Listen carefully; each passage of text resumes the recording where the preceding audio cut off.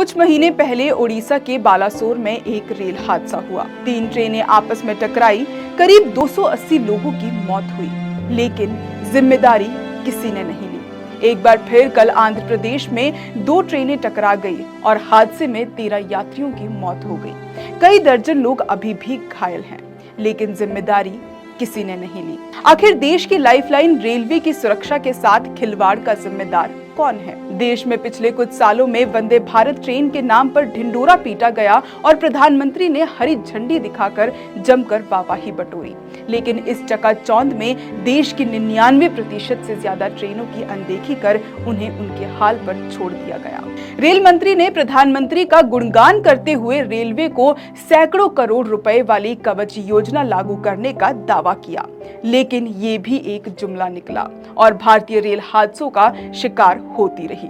पिछले कुछ सालों का डेटा देखें तो रेल हादसों की संख्या बढ़ी है और इनमें मारे जाने वाले लोगों की संख्या को सिर्फ आंकड़ों में सीमित कर देना सही नहीं होगा।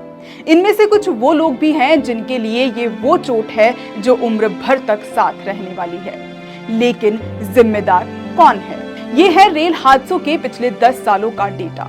20 नवंबर 2016 इंदौर पटना एक्सप्रेस कानपुर में पुखराया में पटरी से उतर गई, जिसमें कम से कम 150 यात्रियों की मौत हो गई और 150 से अधिक घायल हो गए। 18 अगस्त 2017 पुरी हरिद्वार उत्कल एक्सप्रेस मुजफ्फरनगर में पटरी से उतर गई, जिसमें 23 लोगों की मौत हो गई और लगभग 60 घायल हो गए। 23 अगस्त 2017 दिल्ली जाने वाली कैफियत एक्सप्रेस के करीब 8 कोच उत्तर प्रदेश के औरैया के पास पटरी से उतर गए, जिसमें कम से कम 70 लोग घायल हो गए। 13 जनवरी 2022 बीकानेर गुवाहाटी एक्सप्रेस के कम से कम 12 डिब्बे पश्चिम बंगाल के अलीपुरद्वार क्षेत्र में पटरी से उतर गए, जिसमें 9 लोगों की मौत हो गई और 36 घायल हो गए। 2 जून 2023 ओडिशा में हुए ट्रेन हादसे में 280 लोगों की जान चली गई।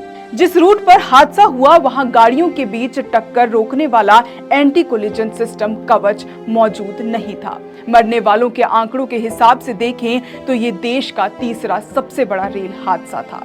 25 अक्टूबर 2023 आगरा में पातालकोट एक्सप्रेस के 3 जनरल कोच पूरी तरह जल गए। इनमें 13 लोग घायल हो गए, जिसमें से 7 लोग पूरी तरह से आग में झुलस गए।